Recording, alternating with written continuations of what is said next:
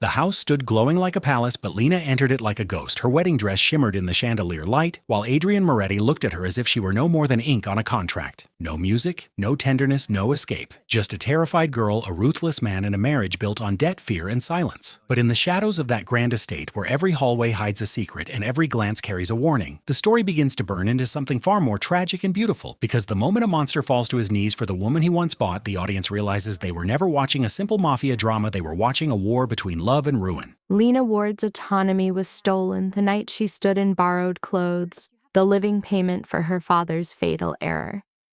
Her approval was never part of the bargain that bound her to the city's most feared phantom. The choice was a cruel ultimatum: her father's death, her mother's destruction, and the utter obliteration of their family. Thus, at 23, with her face a mask of tears over a document she could not read, Lena was reborn as Mrs. Adrian Moretti. She became a commodity, a human asset claimed by a man who had settled the deal long before she arrived. Here, the terrible dance of desperation and dominance was set in motion.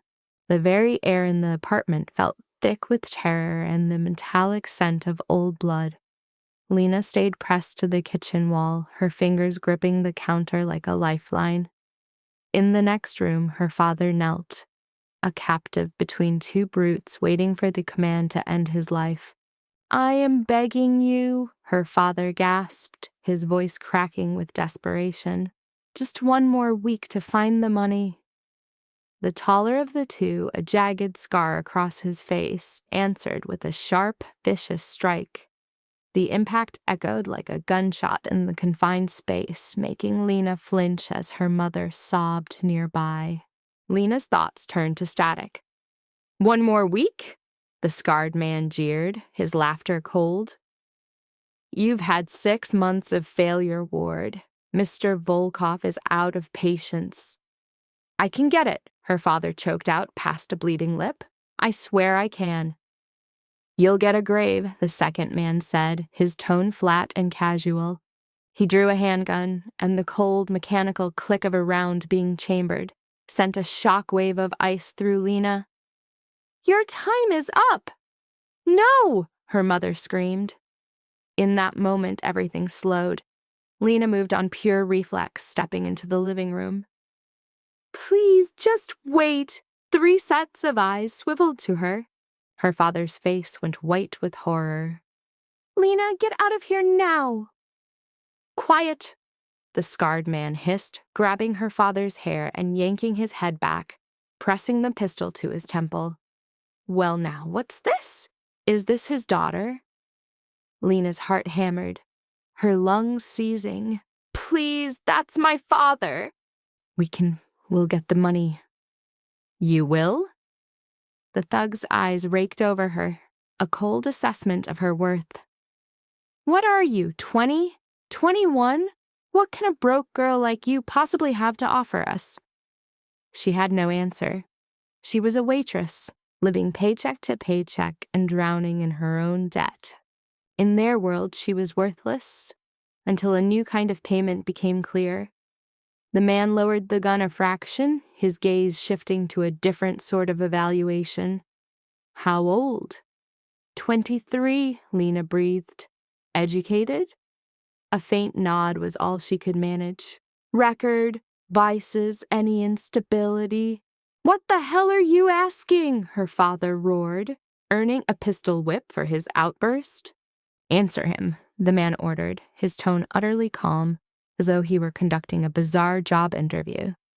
"No," Lena choked out. "I have no record, no issues. I'm fine." The two men shared a silent, knowing glance that passed 1,000 words between them. "What's his final tab?" the scarred man asked his associate. 300,000, and that's before the interest." The amount struck Lena like a physical blow. Her knees felt weak. Her father had called it a minor loan. A lie. "The terms have been amended," the gunman announced, holstering his sidearm. "You're leaving with us. Right now. No calls, no goodbyes, and no possessions. You will walk through that door, get in the car, and you will never turn around." "Where are you taking her?" Her mother's voice was a fragile thread. "That's not your problem," the scarred man replied, cutting her father loose. "You should be thanking us. Your daughter just bought your pathetic life." "No," her father croaked, trying to stand. "You can't take her." "Do you want to see the other option?" The second man cut in, his gun reappearing. "Because I'm more than happy to finish our original business." The room became a silent tomb. Lena watched her broken father beg. She watched her mother collapse into a storm of grief. This little family in this cramped apartment was everything, and her father had gambled it all away to monsters. "I'll go," the words escaped her lips. "Lena, no." "I'll go," she said again, her voice now forged with a cold, hard resolve. Her voice, miraculously, did not tremble. "You just leave them alone. That's the deal, isn't it? I cooperate and they remain safe." "Smart girl," the scarred man smirked, his smile a hideous thing. "Very smart." They cut her father's bonds. Lena walked to the door, feeling like a ghost puppeteering her own body. This was a dream. It couldn't possibly be real. "Where is she going?" her mother pleaded again, her voice breaking. The enforcer paused in the doorway. "She's expected at the Moretti estate." That single name, Moretti, hit Lena like a physical blow. Adrian Moretti, the whole city whispered that name.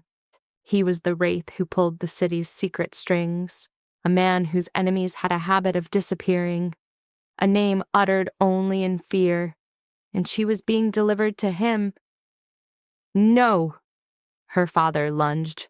"Please, not him. I'll get the money, anyone but him." The scarred man simply closed the door, ending the conversation. The car was a black Mercedes with windows so dark they were like polished stone, the interior worth more than her parents' entire apartment. Wedged between the two men, she saw the city lights blur into a nightmare. The silence was heavy and suffocating. Lena tried to memorize their path, desperate for a landmark. But the streets wove a confusing pattern, and she was lost within 10 minutes. As the car climbed into the wealthy hills, she gave up.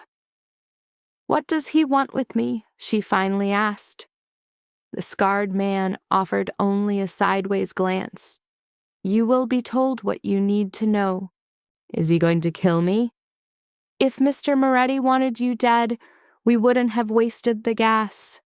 The reply brought her zero comfort. The mansion emerged from the night like a monolith from some Gothic legend. Colossal iron gates opened without a sound, revealing a long, forbidding driveway. The house itself waited at the drive's end like a sleeping giant. 3 floors of dark stone and glowing glass rose in silent, imposing judgment of her. The car stopped, and a butler in a crisp uniform opened her door. "Miss Ward." He said her name as if she were an invited dignitary, not a human debt payment. "This way, please." The scarred man gave her a shove. "Go." Lena stepped out on shaky legs. The air smelled of pine trees and old money. She followed the butler up sweeping marble stairs and through enormous, heavy doors. The inside was even more imposing than the exterior. The ceilings were impossibly high, with crystal chandeliers dripping light over priceless art. Lena's worn sneakers made a slight squeak on the marble floors, a faint mark of her intrusion. The butler led her down a long hall toward a set of massive double doors. He knocked once, waited a precise moment, and then opened them. "Miss Lena Ward," he announced her presence. The study was a tableau of immense power, dark wood, aged leather, and floor-to-ceiling bookshelves. And behind a sprawling desk sat a man whose very stillness seemed to dominate the room. Adrian Moretti was younger than the legend suggested, maybe in his early 30s. He had perfectly styled dark hair and might have been called handsome, if not for the absolute emptiness in his gaze. In a simple white shirt, he was signing papers, her entrance barely registering. "Sit," he ordered, not looking up. Lena did. Her hands were shaking so badly she hid them in her lap, focusing only on the rhythm of her own breathing. Moretti finished his work, capped his pen, and at last raised his eyes to hers. They were the color of wet slate, utterly devoid of any light. "You are younger than I was told," he stated. "I'm 23. "You look it." He leaned back, his gaze the detached inspection of a man appraising livestock. "Your father owes Dmitry Volkov $300,000. You know this?" "I found out tonight." "Yes. Volkov was going to kill him, and he would have, if I hadn't proposed a different solution." Moretti slid a folder across the polished desk. "You will be my wife." The words were an alien sound in the quiet room. Lena could only stare at the folder, frozen. What? "I have need of a wife for certain business ventures. Volkov needs his money. This satisfies both." He tapped the folder with a single finger. "Read it." Her hands shaking, she opened it. Inside was a contract, a dense wall of legal jargon that swam before her eyes as panic rose. "I don't understand," she whispered. The arrangement was laid out with cold precision. She would marry him, live with him, and follow his every command. In return, her father's debt would vanish and his life would be spared. Refusal meant Volkov's men would finish their original assignment. "Is that clear?" he asked. "This is kidnapping. You can't do this." "You can't force a marriage." "I'm not forcing you." Moretti's voice was a monotone blade, utterly detached. "You can walk out, but the second you leave my land, your father's immunity vanishes. Volkov will claim him by sunrise." He let the promise hang in the air, a thick poison. "The decision is yours." But it was an illusion of choice, and they both knew it. "Why me?" Lena breathed, hating the fracture in her own voice. "What purpose does a wife serve you? That is beyond your concern. If I am to be your bride, surely I have a right to know. You have no rights in this house." The very air in the room seemed to crystallize with cold. "Let us be explicit, Ms. Ward. This is a contract. You will be my wife by name and nothing more. You will reside here, appear at functions I dictate, and otherwise be completely invisible to me. You are not owed justifications, a partnership, or any romantic notion you might harbor. You are an instrument to fix a problem. That is your sole function." Something inside Lena cracked like fine porcelain. Her eyes dropped to the contract, its clauses blurring into an indecipherable script as she searched for a loophole that wouldn't mean her father's death. There was none. "Where do I sign?" a hollow voice asked, and she barely recognized it as her own. For an instant, something, surprise, maybe even respect, flickered across Moretti's stone face. He merely opened his desk and produced a heavy, ornate pen. Initialed the preceding 11 pages. "Your signature goes on the 12th. In the span of 600 seconds, her entire future was signed away. A dull ache spread from Lena's hand, the wet ink a dark smear on her skin, a prophecy of bruises. Moretti took the document, his inspection clinical, like an accountant tallying souls before locking his new asset in a drawer. "The ceremony is tomorrow," he stated. 1800 hours. A judge will be present. A dress will be sent to you." "Tomorrow?" The word was a shard of glass in her throat. But my parents, your family will be informed after it is done. All contact with them is severed until I permit it. He stood, the gesture of final brutal dismissal.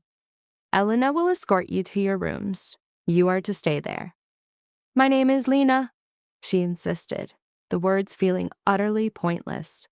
Not Elena. He looked at her as if she were a curious insect.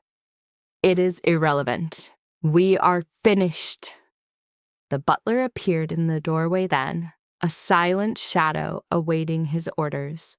This way, miss. Lena followed on legs that felt like hollow reeds. She registered the scrape of Moretti's chair. He had already erased her from his mind, moving on to the next line item on his ledger. The chamber she was led to was larger than her entire apartment, dominated by a huge bed, a private bath, and a balcony viewing the vast, dark estate. It was just a gilded cage constructed of marble and silk. Lena perched on the edge of the bed, staring at her hands. The ink stains looked like brands on her pale skin. In under 24 hours, she had gone from serving espressos to being the property of the city's most feared man. She waited for the emotional storm, the tears or rage, but nothing came. There was only a great, hollowing void, a cold vacuum where her heart should be, making her lavish surroundings seem distant and unreal. A quiet knock on the door made her jump. "Come in," she called out, the response automatic. A woman entered, maybe in her mid-30s, with tightly bound hair and a pristine blouse. She held several designer bags and a long garment bag.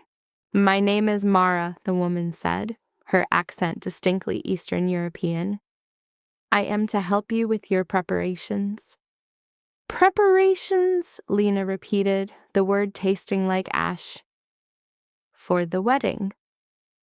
Mara set down her burdens and unzipped the bag, revealing an ivory silk dress of stark elegance, worth more than 6 months of Lena's old salary.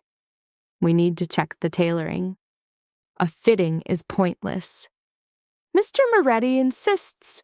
"I don't care what he insists." Lena's voice was sharper than she intended. "He bought me. He can live with this merchandise as is." Mara's face was an unreadable, serene mask. "Cooperation will make this less unpleasant." "For who?" "For you." A silent battle of wills stretched between them. At last Mara sighed, settling into a chair by the window, the dress pulled in her lap.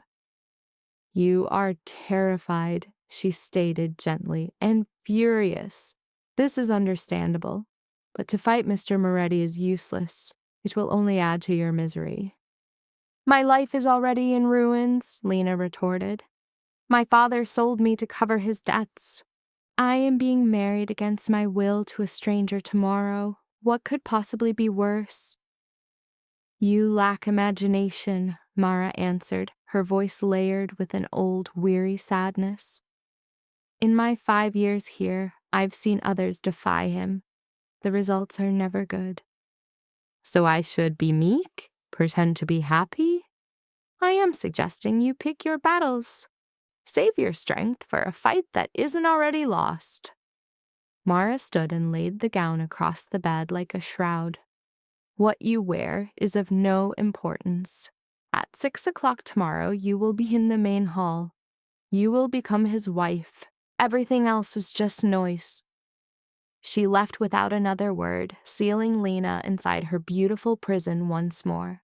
In another part of the cavernous house, Adrian Moretti moved through his evening, entirely unaffected by the life he had just methodically taken apart. Lena's gaze drifted from the dress to the balcony, calculating the 3-story drop to the hard ground below, and wondered for a moment if it was a viable way out. But the image of her father's bruised, pleading face flashed in her mind with searing clarity. Her mother's sobbing, the cold circle of a gun pressed to a man's temple. Lena walked to the bathroom, turned the shower on full blast, and stood under the scalding spray until it ran ice cold, trying to wash away the fear and the ghost-like touch of her captors. When she finally slid into the vast, cold bed, sleep was not a refuge. She lay awake, staring into the oppressive dark, counting down the hours until she would be Mrs. Adrian Moretti.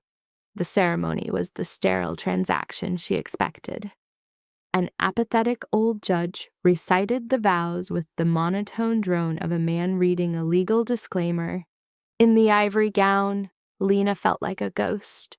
Its flawless fit only heightened her sense of detachment. Mara had molded her into a perfect stranger, a face and body designed for this airless, cold world. Moretti stood beside her, his posture that of a man at a business closing, his gaze locked forward as hollow words of union were spoken. There was no music, no flowers, no audience beyond the four souls in the room: judge, groom, bride, and Mara. Do you, Adrian Moretti, take this woman as your wife? I do. The two words were quick and flat, like nails being hammered into her coffin. And do you, Lena Ward, take this man as your husband? Lena's lips parted to speak, but no words came out. Moretti's hand encircled her wrist, not with pressure, but with an undeniable finality, a silent command. Her father's pale, blood-smeared face filled her vision. The gun, the terror. I do, she whispered. Then by the power vested in me, I declare you man and wife. The judge snapped his book shut. You may kiss the bride. For the first time, Moretti aimed his inert, gray gaze at her. That will not be necessary, Svol, he said. The judge stammered. But the tradition? We are done. Moretti dropped her wrist and turned to Mara. See that he is paid and shown out. And just like that, the world she had known officially ceased to be. She was now legally tied to a man who made no attempt at kindness, standing in a vast marble hall, a ring on her finger she didn't remember receiving. She was Mrs. Adrian Moretti, a thing, a ghost. He was already looking at his phone, a statue in a priceless dress. She watched him walk away without a single glance back. Come, Mara said gently, her hand on Lena's arm. I will take you to your new rooms. I have a room. That was temporary. You have been relocated. Lena let the woman lead her through cold, impersonal halls and up a different staircase to a wing of the mansion she hadn't seen. It was all stunningly beautiful, expensive, and utterly dead. Mara unlocked a door to a suite that made her last room seem like a servant's closet. It had a living area, a large bedroom, and a closet pre-filled with clothes she had never seen. This is the East Wing, Mara said. Mr. Moretti's residence is in the West Wing. Your privacy is guaranteed. How considerate, Lena replied, her voice flat. There are rules. Mara's tone turned formal again. You cannot leave the property without an escort and his direct permission. Outside contact must be approved. Meals are at 8, 1, and 7. Dinner attendance is required. And if I refuse, you will be brought to the dining room. Willing compliance is the easier road, Mara advised, stepping back. Get some rest. Your orientation is at dawn. And my function in this gilded cage? Mara paused at the door. Your time is your own, but you are forbidden from leaving the grounds or causing any disruption. And if I do, the alternative is him. Mara delivered the penalty for breaking the terms of this deal, her voice carrying a chill that could freeze fire. Trust me, she said. You have no desire to find out what the consequences are. Then she was gone. Lena wandered through her new ornate prison, pulling open drawers filled with a perfect, soulless collection of a stranger's things. Clothing was custom-made, footwear curated, and jewels abundant. The laptop on the desk was a digital cell, locked off from the world. She stared out at the flawless, unsettling perfection of the grounds. It was a beautiful prison built from money. At night, she slipped into a bed that felt vast and cold. She did not cry, nor did she break down. She simply lay in the blackness, her mind already charting a course for survival. In another part of the house, the man she was bound to was likely destroying other lives for profit. Lena felt the suffocating pull of an abyss, a pressure that made her options clear: fight or be erased. The initial week was a structured performance of silence. Her breakfast was solitary, her lunch the same. Dinner was a charade, set in a hall built for 30, the two of them seated at polar ends of a 20-foot table. Not one word passed between them. He would stare at his phone while she shifted food on her dish, quietly counting down until she could leave. Every morning, Mara would appear with a schedule, a ghostly aide-de-camp. The estate functioned with an unnerving precision. Its staff was simultaneously everywhere and nowhere. Lena learned the unwritten laws by violating them. First, the West Wing was forbidden territory. Second, questions about his business were not welcome. Third, truth was not a valid currency. She was physically present but utterly invisible, a wife in name only. On the 8th day, her restraint finally cracked. It happened during dinner. Moretti was engrossed in his tablet, his detachment rendering her an object. After another 24 hours of total isolation, a wire in her brain finally gave way. "Does a single person in this room know my name?" Her voice sliced the quiet. Moretti's gaze remained on his screen. "I'm sorry." "My name," she repeated. "Do you know it, or am I just the asset in your files?" He at last set down the tablet, his cold gray eyes locking with hers. "Is there a point to this?" "The point is that I am human. I have a name. I existed before you purchased me. You agreed to the terms of your own accord." "Only because you dangled my father's life in front of me." Lena's voice cracked. "You backed me into a corner and you damn well know it. I gave you a choice. You made it. Now you have regrets." He reached for his tablet. "How mature." The word struck her like a slap. Lena shot to her feet, her chair screaming as it fell. "You are a repulsive thing," she spat, her body trembling. "A soulless monster who thinks he can own people." Moretti's face was a complete blank. "Are you done?" "No, I am not done. I wish—" "I don't care what you wish." He stood, and the enormous room seemed to shrink. "You want to know why your name is irrelevant? It's because you are. You are a line item, an ink stain on a page. I needed a wife for strategic advantage, and you were available. That is the beginning and the end of it. There is no deep well of humanity to discover here. This is your life. The sooner you adjust, the less difficult it will be." Lena felt the burn of unshed tears behind her eyes. She refused to let them fall. "I hope you suffer for all time." "I already am." He walked to the door, stopping for a final crippling statement. "And for the record, your name is Lena. I'm well aware of it. I just find it to be of no importance." Then he was gone. Lena stood alone in the cavernous hall and let her grief take over, crying for her family, her past, and the woman she was. She cried until only an empty ache remained. Then she wiped her face, squared her shoulders, and went back to her room. If Moretti wanted a beautiful silent object, he had made a grave error. The way forward was dark, but she would find a way to fight. She had to. The alternative was to be consumed by this place, and Lena Ward would not go down that easily, not even when facing impossible odds. The next morning, Mara came to her door with a look that was almost an apology. "Mr. Moretti would like to see you in his office," she said, immediately. A knot of ice formed in Lena's stomach. She had expected to be forcibly removed by guards after her explosion at dinner. Just to see the daylight again felt like a small win.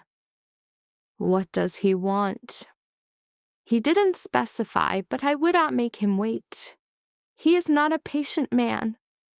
Lena quickly got dressed, pulled a brush through her hair, and followed Mara down the maze of hallways, her heart a frantic drum against her ribs. She had called this man a monster to his face and wished him eternal damnation. Men of his stature do not simply let that go. Mara knocked on his office door, pushed it open, and indicated for Lena to enter alone. Moretti sat at his desk, completely unchanged, composed, icy, and distant. He did not lift his head. "Sit," he ordered. Lena sat, her fingers twisting together in her lap. The silence in the room was a physical weight. Moretti signed a paper, set it to the side, and then finally looked at her. "You are angry," he stated. "I can appreciate why. But if you ever speak to me that way again, there will be consequences. Is that clear?" "Crystal," Lena bit out. "Good." He pulled a file from his desk and flipped it open. "You have a degree in early childhood education. You left 3 credits short of graduating to take care of your mother. Is that correct?" The jarring change of topic threw her completely. "How do you know that?" "Lena, I know every last thing about you. Your school records, your job history, your medical charts. I know you're allergic to shellfish and that you broke your arm falling off a bike at age 9. I know your blood type and your social security number." He shut the file. "When I acquire an asset, I review its complete list of specifications." The word asset made her want to be sick. "What is the point of this?" "The point is you need something to do, and your brooding in that room is useful to no one." He pushed a single sheet of paper toward her. "There's a private school 20 minutes from the estate. They need an assistant for their after-school program. It is 3 days a week for 2 hours each day. You'll get a paycheck, but it will be deposited into an account that I control." Lena looked at the paper, not wanting to touch it. "You're letting me work?" "I'm giving you a way to stop haunting my house like a ghost." He leaned back in his chair. "You will have a driver. You will have a security detail. You will not stray from the approved route or the given times. You will not reach out to anyone from your past. You will not discuss me, this house, or our situation with a soul. If you violate these terms, the privilege is gone. Understood?" It was a chain, disguised as a gift, a longer chain, but a chain nonetheless. "When do I start?" Lena asked quietly. "Monday. Mara will give you the particulars." He picked up a pen, a clear sign she was dismissed. "You may go." Lena stood, but stopped in the doorway. "Why are you doing this?" "Doing what?" "This job. Last night you made it very clear that I mean nothing to you." Moretti's face was an unreadable mask. "You don't. But your dramatic scenes at dinner are becoming a problem. Consider this a matter of my own peace and quiet." The insult was meant to sting, but Lena was too ecstatic at the chance to leave the mansion, even for just 6 hours a week, to analyze his reasons. "Thank you," she said, hating the small part of her that actually meant it. He gave no answer. She left. Mara was outside, ready to escort her back. The older woman's face was a mystery, but Lena caught a flicker of something like approval in her gaze. That went better than I thought it would, Mara commented. Did you know he was planning this? It was my suggestion. Mara stopped at Lena's door. You needed a purpose. He needed his quiet dinners back. This solution helps you both. So you set this up? I offered him a solution to a problem he hadn't solved yet. The corner of Mara's mouth twitched. There is a difference. Now we have to start. We need to go over the security rules before Monday. The weekend passed with torturous slowness, but Monday finally came, bringing a feeling Lena had nearly forgotten: anticipation. She chose her clothes carefully, picking something that felt like her old self, fixed her hair, and met the driver at exactly 2 in the afternoon. A formidable man named Thomas was there to collect Lena. He looked to be in his mid-40s and was built like a fighter, though his gentle eyes seemed to contradict his powerful frame. He opened her door without speaking, and they drove off, exchanging the isolated hills for the density of the city. Lena rested her cheek against the cool glass, watching the world pass by. She saw people living their simple lives, walking their dogs, waiting for buses, carrying their shopping. It was a sharp echo of the life that was hers just weeks ago, a life that now felt like a remote dream. The school itself was a brick sanctuary on a quiet street where the trees were just beginning to show their autumn colors. The windows were filled with the art of children. The lot teems with minivans and sedans. 2 hours, Thomas says, his voice gravel as he kills the engine. I'm staying put.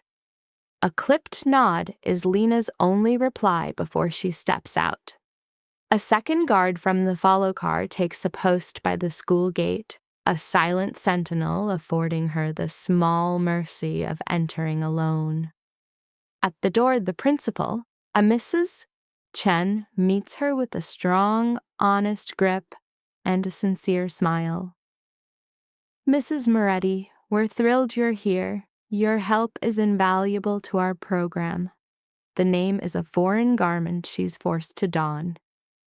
Lena assumes the role, trailing Mrs. Chen into a room bursting with color where a dozen children, ages 6 to 8, are lost in their own worlds. Our after-school program, Mrs. Chen clarifies. We emphasize creativity, art, sound, storytelling. They just need a gentle hand to keep them focused. She claps, drawing all eyes. Class, this is Mrs. Moretti. She'll be helping us out. A wave of small voices responds. Hi, Mrs. Moretti.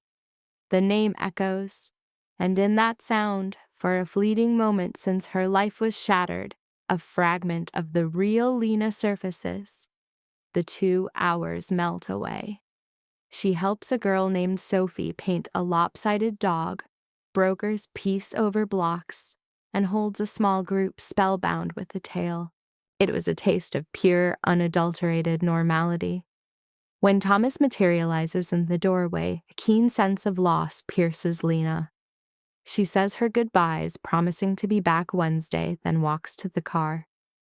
A good day? He asks as they pull away. It was more than good, Lena admits softly. On the drive back, she clings to the feeling of weightless purpose, but then the estate looms, its iron gates yawning wide to swallow them, and the pressure on her chest returns.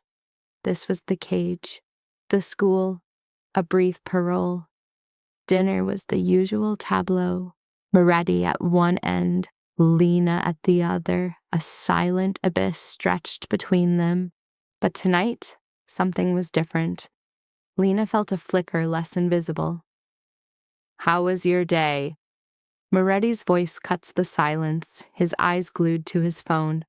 The question is so startling, her fork almost clatters down. It was nice. The children were lovely.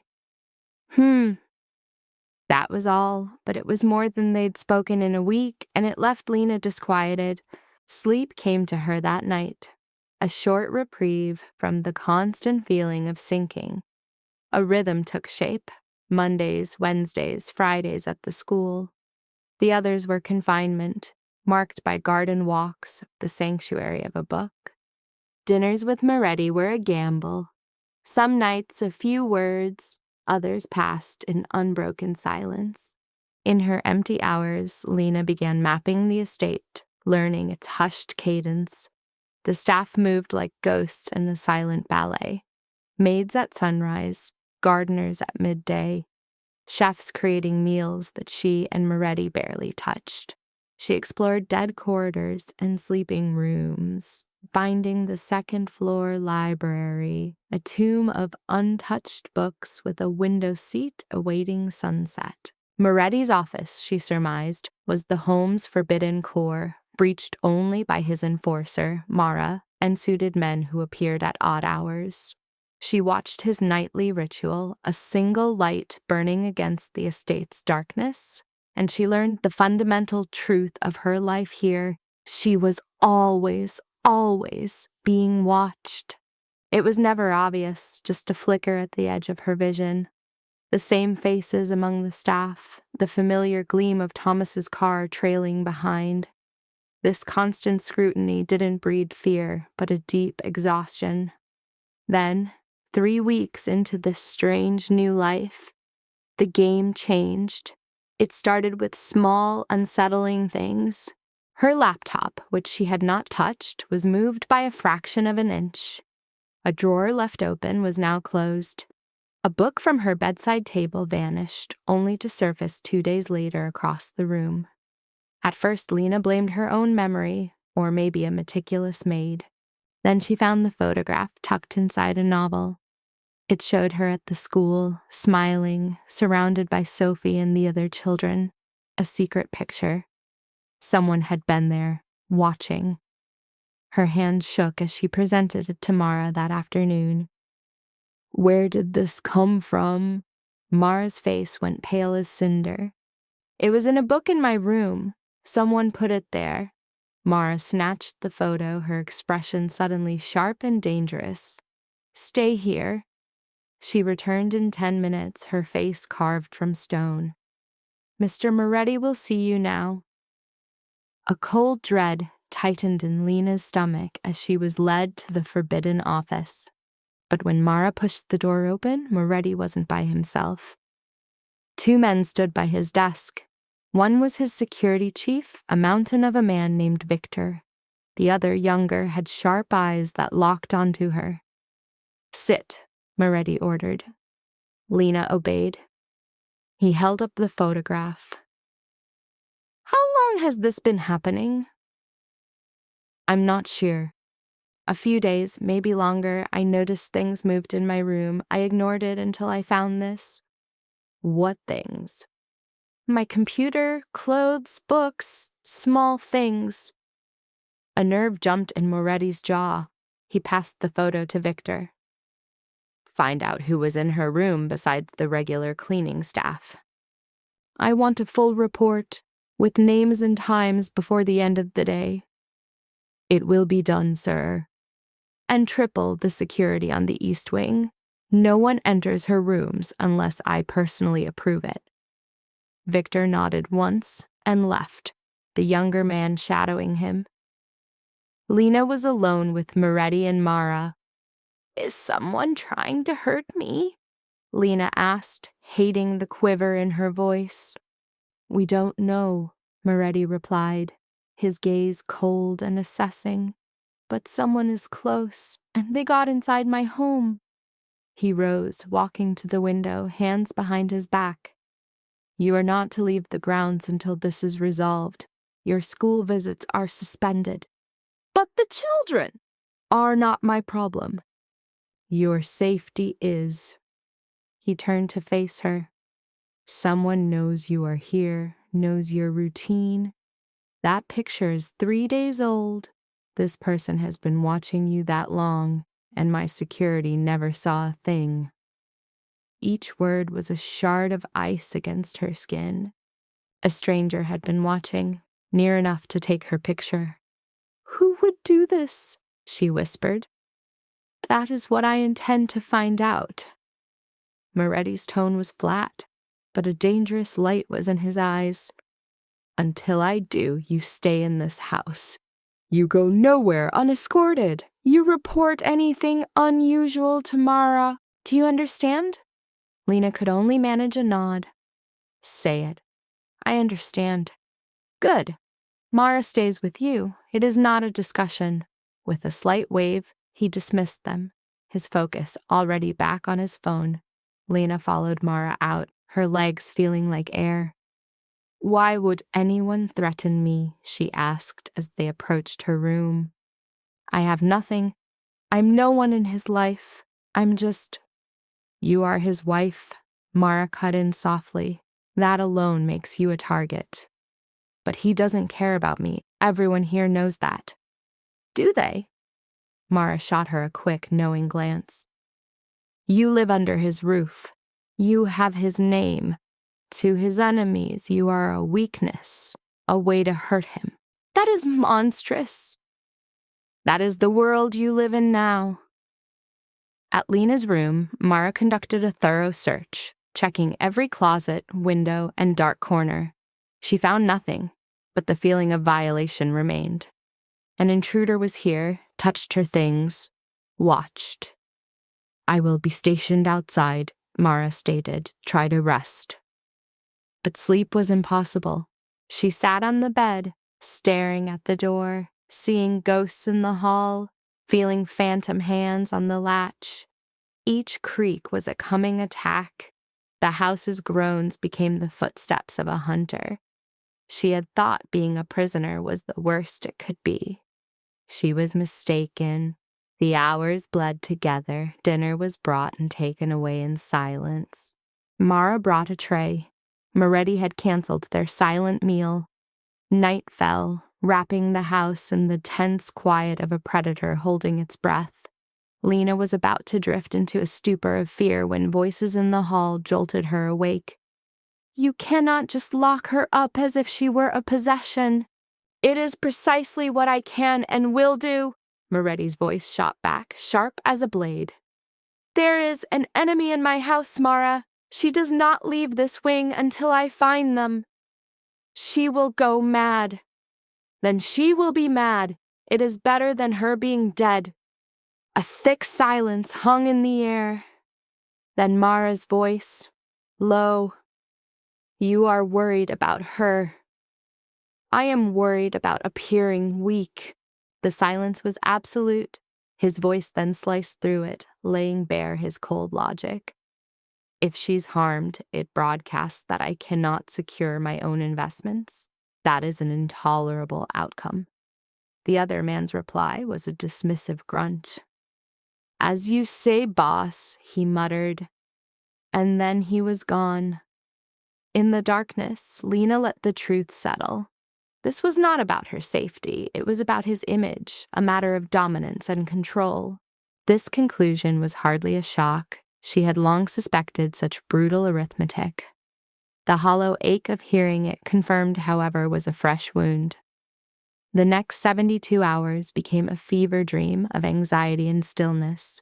Her suite was a cage, with releases only for meals in a small, private dining room. Mara's silent watch was both a comfort and another bar on her prison door. Victor materialized twice with updates, directed at Mara. As his eyes looked straight through Lena, they had dissected security tapes, grilled the staff, and audited every access point, finding nothing. The person who violated her room was a ghost, leaving no print, no trace. On the fourth day, Moretti summoned her again. This time, he looked frayed, not tired. Men like him never show weakness, but a distinct darkness had etched itself beneath his eyes. We have a potential threat, he began, skipping all formality. A maid named Maria entered your quarters outside of her scheduled duties. Her story is she was covering for a sick friend. The disbelief hung in the air, unspoken. He swiveled his laptop to face her, the screen displaying surveillance footage. It captured a uniformed woman striding to the desk, tucking the photograph into a book and leaving with cold efficiency. Her movements were not those of someone cleaning a room. She was the messenger. She had placed the photo, but she was not the architect. Someone else had given it to her. Someone else had taken it. He shut the laptop with a snap. Maria was frozen, locked in terror. But of whom? That was the true question. Moretti leaned back. I have countless enemies, Lena. Any one of them would view you as a pressure point. Then let me go. The words burst from her before she could stop them. If I am a liability, if my being here puts you at risk, then release me. Annul the agreement. I will disappear and you can... No. And why not? You called me a contract, a piece of paper, just destroy it. Because the world is not that simple. He got to his feet, and the temperature in the room seemed to drop. You are mine, Lena. I do not surrender my assets, and I absolutely do not allow others to believe they can take them from me. This unknown party was about to learn a very hard lesson. The possessive fire in his tone sent an alien shiver through her, something far more complicated than fear. So, what's the next move? She asked. For now, you return to your routine. You will go back to the school tomorrow. But you said, I am aware of what I said. But keeping you isolated looks like weakness. It gives this person the impression they have already won. His eyes locked onto hers, and for an instant she glimpsed not ice, but a pure, unbending fire. You will go back to your work. Victor's team is securing the area, and I am assigning you a personal detail. Mara is already. Not Mara. He walked to the door and opened it. Enter. A woman stepped in, perhaps in her late 20s, with a lean, athletic build. Dark hair in a tight bun, and eyes that devoured the room in a single sweeping glance. She moved with the stark economy of a career soldier, a portrait of restrained power. This is Irina, Moretti said. Former special forces, an expert in close protection. From this moment, she is your shadow. Irina gave Lena a crisp, professional nod, her expression unreadable. Ma'am. I don't require a keeper, Lena shot back. You are not being offered a choice. Moretti was already turning away, the subject closed. Irina became her constant, her room adjacent, her weapon a silent promise. Her directives were law, demanding instant obedience, leaving no space for debate. In Irina's professionally blank stare, Lena saw not a protector, but a new chain. A walking reminder of her status as an asset to be guarded. Understood, Lena said, the word dripping with resentment. She walked, Irina a constant 2 paces behind, the very air seeming to compress around them. That evening, Moretti broke his pattern of silence, asking about her art, commenting on the weather. This brief performance of connection was infinitely more unnerving than his standard neglect. Why are you pretending? She finally broke. Pretending what? Her mind screamed, that you care, that I am a person. His fork halted, then was placed on the plate with chilling slowness. I am not pretending. Then what is this? What is happening? We are having dinner. You know what I'm asking. A long, strained silence stretched between them. He rose with his wine, turning to face the window, his form a dark silhouette against the grounds. When I was 12, he started, his back to her. A rival family executed my father. It was public, messy, a message to anyone else with ambition. He stopped, took a drink. My mother tried to escape. She took my brother and me, tried to vanish. They caught us in 3 days. They took her life while we were forced to watch. Lena's breath hitched. She knew nothing of his past and was suddenly terrified of the knowledge. The man in charge told us, for now you are worth more alive. Moretti's voice was flat, hollowed out. For 2 years, we were their property, pieces to be traded against my father's loyalists. They gave us enough food to stay alive and enough pain to stay obedient. How did you escape? I didn't. I earned my release by making myself useful, by proving I was a more valuable weapon than a hostage. He turned to face her, and the emptiness in his eyes was a physical blow. I was taught very young that in this world, you either own or you are owned. There is no other option. That isn't true, is it not? You are here because of your father's debts. He traded you as an asset, just as I was traded. He returned to the table but did not sit. The only difference is that I will not harm you. I will never hurt you, but I will not lie about what this is.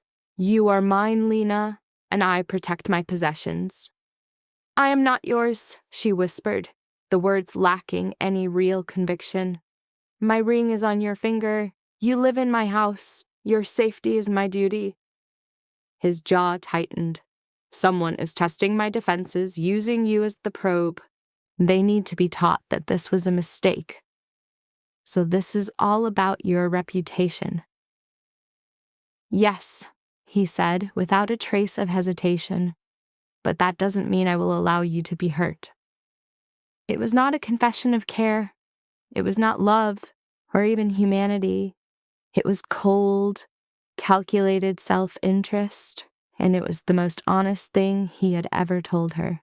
Lena could find no reply and fell into silence. She finished her food as Moretti lost himself in his phone. When she stood to leave, he didn't notice, but his voice stopped her at the door. Lena? She froze. Do not make me regret this small bit of latitude. She left without speaking. Irina was in the hall, a statue carved from shadows. They walked to Lena's chambers, and for the first time, she felt a thin crack in her profound loneliness. She had a silent guard, a husband who called her property, and a faceless enemy, a man who had just admitted she meant absolutely nothing to him. Lying awake, Lena stared at the ceiling, trying to chart the course that led to this nightmare, and trying even harder to understand why Moretti's cold promise to keep her safe was the most comforting thing she had heard in weeks. Going to the school was no escape. Instead, her eyes were fixed on the car's side mirrors, tracking every vehicle, every unknown face. Irina sat beside her, a quiet, hyper-aware presence, her hand never far from the weapon Lena knew she carried. Thomas drove, while Victor's follow car stayed glued to their bumper, a 3-person armed detail for a 2-hour art class for children. The level of force was so absurd it was almost a dark joke. Keep to the building's edge, Irina ordered as Lena got out. Stay out of the open lot. If I tell you to run, you do it, no hesitation. I'm going into a school, not a war zone. To a real threat, they are the same thing. Irina's face was unmoving stone. 2 hours? And then we are out. The children mobbed Lena, a joyous storm of voices telling her everything she'd missed. A little girl, Sophie, hugged Lena's leg. We were sad you left, she said. The teacher said you were sick. I'm feeling much better. Lena knelt, forcing a smile she prayed looked real. So what amazing thing are we going to create today? The next 120 minutes were a blur of finger paint, glitter, and the beautiful chaos of childhood. Lena helped erect a cardboard castle, brokered a delicate piece over building blocks, and read 3 stories to a rapt audience. For a short time, she nearly forgot the soldier standing guard outside her door. A fragile sense of the ordinary appeared, only to be fractured by the reflection of Irina, the other teacher's raw fear a mirror to her own. That illusion dissolved into air. As Thomas's car approached, Lena said her goodbyes, falling into formation behind Irina. The security detail closed around them like a steel cage, and she felt the press of 100 eyes from the school's windows. "Is it always this severe?" she asked as the vehicle moved. "When I came here before, were they watching me even then?" "Always," Irina stated, her voice devoid of doubt. "And you never thought to tell me?" "It was not information you needed. It is now." The drive back was a vacuum of silence. Lena watched the world pass by, every memory now poisoned by the truth. How many hidden cameras had cataloged her existence? How many stolen photographs of her lay buried in some lightless file? The sight of Moretti in the grand hall made her halt, her body freezing mid-step. "How was it?" he bit out. "Fine. The children were happy to see me." "Any complications?" "No." Her eyes darted to Irina, who gave a nearly invisible shake of her head. Everything unfolded with 100% normalcy. "Good." He started to walk away, then stopped. "I need you at dinner tonight. We have company." A frigid knot of dread formed in Lena's gut. What kind of company? "Business partners. You are my wife. You will greet them, you will be pleasant, and you will vanish the second I tell you to." His delivery was cold, like dictating clauses in a contract. "Mara is seeing to your preparations. Dinner is at 7. He was gone before a response could form, leaving her alone with Irina. "What was that?" Lena breathed. "You are being shown," Irina said flatly. "We should go. Mara has your briefing." Mara was already there, pulling gowns from a walk-in wardrobe. She met their gaze as they entered, her face an unreadable slate. Did he explain the evening's purpose? Barely. What's this really about? "Mr. Moretti has matters to attend to. Your presence is a projection of domestic tranquility, a potent symbol of power." Mara held up a gown of midnight blue. "This will do. It's subtle, yet it telegraphs wealth." "So I'm a prop," Lena stated, her voice hollow. "You are his wife. That is different." Mara laid the dress down and began selecting jewelry. "These are dangerous men, Lena. You must be careful. Do not ask about their affairs. Do not offer your thoughts. Your only role is to smile and let Mr. Moretti control the room. And if they speak to me directly, keep your answers short and always defer to your husband." Mara's look was intense. "This isn't a school trip. These men hunt for weakness. You will give them none." 2 hours evaporated. Lena stared at the woman in the mirror. The gown fit like a second skin. The jewels were understated, but undeniably expensive. Mara had woven her hair into a severe, elegant style. She looked like she belonged in this world he had built. She hated it. "Are you ready?" Mara asked. "No." "Good. That means you're paying attention." Mara led her toward the dining hall, a room she had seen only once before, on the day she was married. The space was transformed. Candlelight gleamed off china that cost more than a car, and wine chilled in ornate crystal. By the hearth, Moretti spoke in low tones with Victor. A black suit turned his entire frame into a weapon. His eyes found Lena, and something unreadable flickered in their depths before it was gone. "You look adequate," he judged. "That's the nicest thing you've ever said to me," Lena shot back, the words escaping before she could stop them. The corner of Victor's mouth twitched, but Moretti's face was stone. "Our guests arrive in 10 minutes. Sit next to me. If they ask how we met, it was through friends. An immediate spark. If they ask of your family, you will be deliberately vague. Your father was in finance, your mother was a teacher, no more details. You want me to lie? I want you to survive the night without causing a catastrophe. He stepped closer. Lena smelled his expensive cologne, and under it, the sharp tang of immense pressure. Or maybe it was just calculation. These men are not my friends, Lena. They aren't even allies. They are sharks that smell blood in the water. You will not be the blood. And if I'm not, the consequences will not be yours alone. His eyes locked on hers, and she saw a new glint there, a hint of concern, not for her, she knew, but for the stability of his empire. Still, it was there. Follow my lead, can you do that? Lena could only nod, her voice trapped in her throat. The doorbell chimed. Moretti's expression became ice as he offered his arm. Showtime! She took it, and they moved as one to meet the wolves. There were 4 men. The leader, near 60, had silver hair and a face carved from granite. He named himself Dmitry Volkov, and a deep chill settled in Lena's bones. This was the creditor, the orchestrator of the terror at her family's home. So, we finally meet the famous bride, Volkov purred, his lips on her hand making her skin crawl.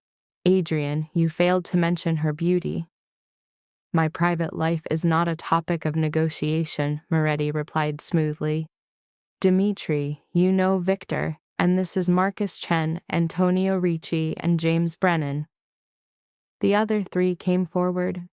Chen, maybe 40, had a predator's eyes and a smile that was just a shape his mouth made. Ricci's grandfatherly act was the most terrifying thing about him. Brennan was a mountain of a man, at least 6'5", with hands that looked like concrete blocks.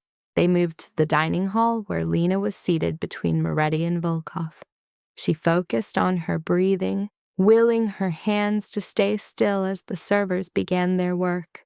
How long have you 2 been married? Chen asked from across the table. 6 weeks, Moretti cut in before Lena could answer. A quiet ceremony, just for the family. How romantic. Volkov's voice was heavy with sarcasm. I never knew you had such a sentimental side, Adrian. There is a great deal about me you don't know, Dmitri. Clearly. Volkov turned his full attention to Lena. So tell me, dear girl, how did you 2 meet? Lena's mind went white. She felt Moretti's gaze on her, a silent warning. Through mutual friends, she stammered. At a fundraiser. We just started talking, and it was instant. A fundraiser? Ricci repeated, his smile unwavering. And which one was that? Does the name matter? Moretti's voice was low but carried a clear threat. We're here for business, not to reminisce about my courtship. Of course, Ricci raised his glass. To the happy couple. They all echoed the toast. Lena drank, but the wine felt like ashes in her mouth. The talk shifted to business, to shipping lanes and territories and names she did not know.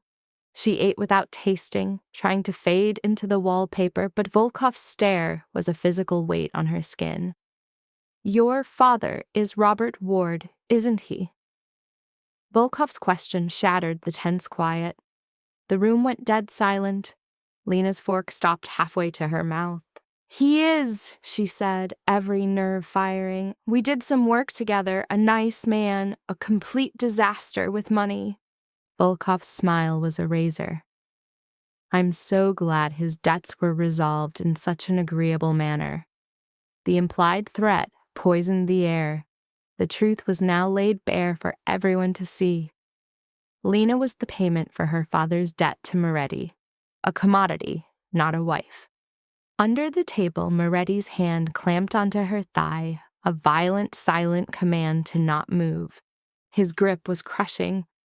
Robert and I came to an arrangement, Moretti stated, his voice laced with cold fury. His family is now under my permanent protection. How noble! Volkov's eyes shone with malice. I am sure she'll be a very valuable asset. The pressure on Lena's leg became unbearable. She bit the inside of her cheek to keep from crying out. She is my wife, Moretti declared. That is the only thing that matters. The subject changed, but the damage was done. Lena saw it in their eyes: pity, amusement, cold assessment. She was a liability, a crack in Moretti's armor. The dinner dragged on for another agonizing hour. When dessert was served, Lena's face ached from the forced smile, and her leg throbbed from Moretti's grip. At last he stood. Gentlemen, we'll continue this in my study. Lena, you are excused. The dismissal felt like a pardon, and Lena took it without a second's thought. She mumbled her goodbyes and fled on trembling legs, feeling Volkov's hungry eyes on her back the entire way. Mara was waiting for her in the hallway. How bad? Worse than I imagined, Lena's voice cracked. Volkov knows. They all know. They know I was the price for my father's debt. They likely knew before they walked in. Nothing gets past Dmitry Volkov. Mara led her toward the stairs. Come, let's get you out of that dress. But as they reached the second floor, angry voices erupted from the hall below. Lena froze, recognizing Moretti's. It was sharp and filled with a chilling rage. You had no business bringing that up at my table, he snarled. Bringing what up? The truth? Volkov's laugh was a raw, ugly thing. The pretense is useless, Adrian. We all know how you came by her. This charade changes nothing. My private life is my own concern. It becomes my concern when it exposes a vulnerability. The girl is a risk. You are compromising yourself to protect her, and it shows. I protect what is mine. And therein lies the problem. The edge in Volkov's voice sharpened. You've grown sentimental. You acquire some nobody to settle a debt, then display her like a prize. The whispers have started, Adrian. They wonder if the blade has dulled. Let them wonder. This is counsel. Dispose of her. Send her back to her pathetic family. Remind the world of the man you were before this farce of a marriage. A heavy silence filled the room. Lena held her breath, waiting for Moretti's words. Leave my home, Moretti finally uttered, his voice glacial, and do not return uninvited. This is a mistake. My only mistake was allowing you to insult my wife at my own table. Should it happen again, my response will be less civil. Footsteps echoed, followed by the definitive slam of the front door. Then, absolute silence. Mara's gentle touch found Lena's arm. Come, you were not meant to hear this. But Lena was frozen, her mind struggling to make sense of the moment. Moretti had defended her, had cast Volkov out over an insult. The very man who swore she meant nothing. Why would he do that? She breathed, lost in confusion. Because you are his wife, Mara answered, as if it were the simplest fact in the world. And whatever his heart feels, he honors that title. They went to Lena's room, Mara helping with the gown. But Lena's thoughts were trapped, replaying the cold rage in Moretti's voice as he banished Volkov. She lay in bed, staring into the darkness, attempting to piece together the puzzle of her husband. One moment she was an object, the next he was defending her name. He called her insignificant, yet held her as though terrified she might simply fade away. Sleep, she knew, would not visit her this night. When exhaustion finally took her, her sleep was a chaotic storm of cold eyes, frigid touches, and voices that branded her a worthy acquisition. She awoke to harsh sunlight and Irina standing over the bed. "Get up," Irina said. "Mr. Moretti expects you." Lena's stomach tightened into a knot. "Now?" "You are late. Move." She pulled on clothes and followed Irina to Moretti's study, her dread mounting with each step. She was sure he meant to call last night a failure, to name her an embarrassment, and to terminate their agreement, sending her back to her father. But when she entered his office, Moretti was not alone. A woman stood near his desk, perhaps in her mid-40s, with sharp lines to her face, a severe suit, and a fine leather briefcase. "This is Catherine Moore," Moretti said, cutting past any formality. "She is to be your instructor." Lena stared, mute. "Instructing me in what?" "How to survive in this world." He gestured toward a chair. "Sit." Lena sat. Catherine remained standing, her eyes intense and analytical, dissecting her. "You are utterly unprepared for the circles you must now navigate as my wife. Catherine will teach you conduct, how to read between the lines, how to assess people, and how to defend yourself." "I do not need a defender. I have Irina." "Irina guards your body. Catherine will guard the rest." He stood and turned to the window, a figure of melodrama against the light. "These people will use you to get to me, Lena. They will ask seemingly harmless questions that are traps. They will offer friendship to mine for information. They will find your every weakness and exploit it without mercy. You will be ready." "So this is some form of spy training?" Catherine's lips barely twitched. "A variation. We will start with basic situational awareness and proceed from there. And if I refuse?" "You will not," Moretti said to the window, his tone final. "Because the only other choice is to be a prisoner in this house forever. Is that what you want?" Lena looked from Catherine's cool, controlled expression to Moretti's unbending silhouette. The challenge had been made. "When do we start?" she asked softly. "We begin now." Catherine retrieved a folder from her case, its latch clicking sharply in the silence. "We are going to take last night apart. I want every single detail from that dinner, however insignificant." For the next 2 hours, Catherine conducted a forensic examination of the evening. The precise phrasing Volkov used, the power dynamics of the table seating, the make of Chen's watch and what it said of his current assets. Lena complied, the exercise exposing a vast, invisible world she had never known existed. Catherine proceeded to diagram the unseen architecture of that room. The currents of power Lena never felt, the secret loyalties she failed to notice, the veiled threats she took for pleasantries. "You are not unintelligent," Catherine noted during a pause. "But your innocence is a lethal liability.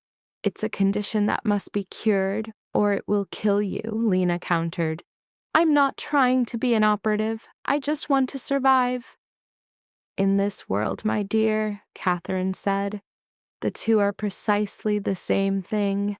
Catherine snapped the folder shut, her initial evaluation complete. "We will have sessions 3 times a week, 2 hours each. When my work is done, you will be able to walk into a den of wolves and emerge without a scratch." "Is that a page from your own life story?" Lena asked. For a stark, unguarded instant, a flicker of something, pain perhaps, or its ghost, crossed Catherine's face. "It is. And I survived, as will you." When Catherine had gone, Lena remained in the sudden vacuum of Moretti's office, her perception of reality completely upended. So this was the substance of her new life, a cage of bodyguards, lessons in subterfuge, and learning to hear the malice in a simple conversation. The door opened and Moretti entered, having missed the end of her debrief. "Her assessment?" he asked. She thinks I am completely unaware. An accurate observation. He moved to his seat behind the desk. But you are intelligent enough to learn. Catherine would have refused the position otherwise. What is the strategic point of this? Lena pushed. This security, these lessons. You could just keep me isolated. It would be far simpler. Simpler, he remarked, rolling a pen between his fingers, is not always superior. You were right in your fear. This marriage makes you a vulnerability, but it also makes you a potential asset once you are properly shaped. Your youth will make them underestimate you. That is a considerable tactical advantage. So, this is all still business? Everything is business. The words, however, were aimed somewhere past her, a subtle flaw that betrayed his certainty. You may leave. Rest. You have classes tomorrow, then Catherine on Wednesday. Lena stood, but paused at the doorway. Thank you. For last night, for dealing with Volkov. Moretti's fingers tightened on his pen. My actions were not to defend you. They were to defend my decision in choosing you. There is a vital distinction. Is there? His gaze finally met hers, and in that moment, she saw a hairline crack in his cold facade, a glimpse of something raw beneath. Yes, it is critical that you remember that. Lena left. The memory of that brief exposure seared into her mind. Moretti was projecting a lie, to her, to himself, to everyone. He could dress his actions in the cold language of strategy, making her a pawn in his game. But his instincts told a different story. The real question was what that story was, and whether she had the strength to find out. She spent the afternoon in the library, a book unread in her lap, her eyes fixed on the grounds outside. Irina was a constant, silent shadow she was surprisingly growing used to. As the setting sun cast long, dark fingers across the lawn, an anomaly in the garden snagged her attention. It was a shape, moving with quiet purpose through the hedges. Too distant for details, but it was undeniably a watcher. Irina, Lena whispered, and the bodyguard was at her side instantly. What do you see? There, by the fountain.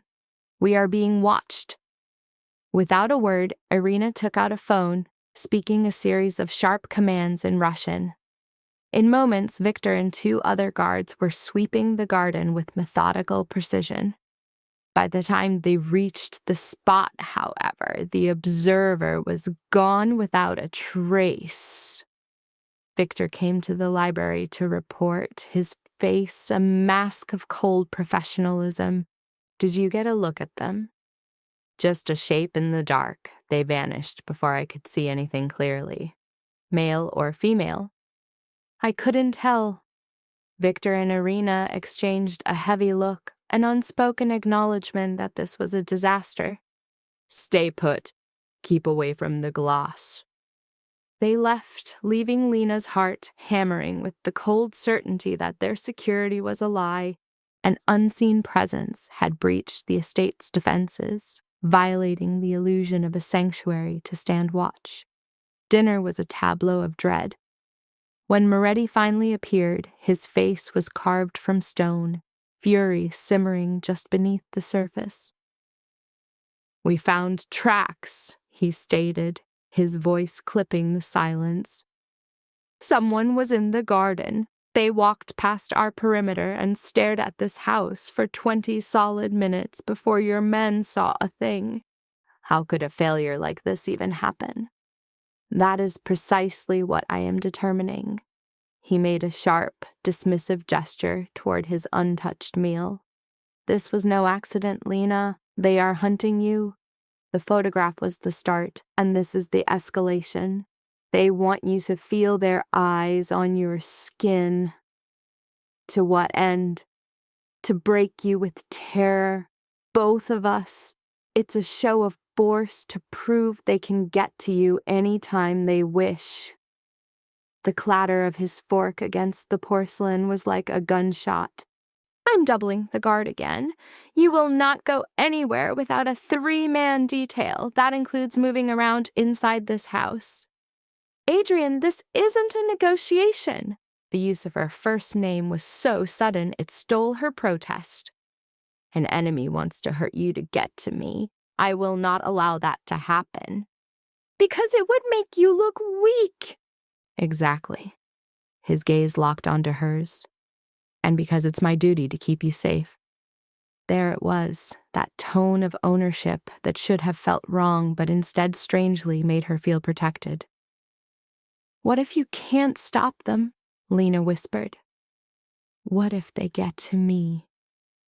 Then they will wish they had never been born. The ice in his voice sent a shiver through her entire body. My reputation is built on making examples of men who defy me. Whoever is behind this is about to learn that lesson in a way they will never forget. He walked to the window, staring into the blackness outside. Lena watched the man she was contracted to, trying to decipher the tangle of warring feelings inside her. She was supposed to hate him, to be counting the days and planning her escape from their deal. But a wild urge was growing inside her, a need to go to him, to face the coming threat together. It was a dangerous, idiotic thought, one that grew stronger every day, and Lena had no defense against it. The next 48 hours unfolded in a thick quiet, a silence more alarming than any siren. Lena drifted through the house like a ghost waiting for judgment, every nerve alive to each shadow and sound. The guards were a constant, suffocating presence. Men with guns in the halls, cameras recording her movements, and Victor sweeping the grounds hourly. The mansion was now a gilded prison, and Lena was its prized captive. Catherine shattered that silence on Wednesday morning, arriving with coffee and a tablet lit with a string of portraits. Time for a pop quiz, she said, taking a seat opposite Lena in the library. Start naming faces. Lena's eyes found the first picture, a middle-aged woman in a ball gown at some opulent party. I don't know who this is. You will. That's Vivian Castellano. Her husband runs the Port Authority, which means he owns half the shipping in this city. She's on husband number 3, has 2 sons from the first, and can't keep her mouth shut at parties. Catherine swiped the screen. And this is Lin Chen, Marcus Chen's wife. She speaks 4 languages, has an economics degree from Harvard, and is always dismissed as just a pretty face. A fatal mistake. Lena finally cut in. Why are we only looking at the women? Because they will soon be your allies or your enemies. You need to know which is which before you even breathe the same air. Catherine brought up another photo. This was a younger woman, near Lena's own age, with platinum hair and a smile that was pure predator. Natasha Volkov, Dmitri's daughter. She's your most immediate and serious threat. A knot of ice formed in Lena's gut. How? She is brilliant, merciless, and completely devoted to her father. If Dmitri decides you're a problem, Natasha is the tool he'll use to fix it. Catherine lowered the tablet. The world you're about to enter is their playground.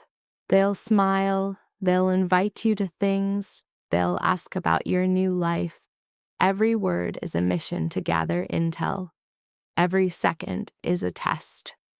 So the rule is to trust no one? The rule is to trust your own judgment and start taking them apart with the same precision they'll use on you. Catherine stood and went to the window, her bearing one of cool control. I've been in your shoes, young, new to all this, and married to one of these men. I thought the way to survive was to make myself small and quiet. And how did that strategy work? My ignorance got my husband killed. Catherine's tone was flat, empty of feeling. I didn't see the threat until it was too late. I trusted the wrong man and confided in the wrong woman at the wrong party. She turned, her eyes boring into Lena.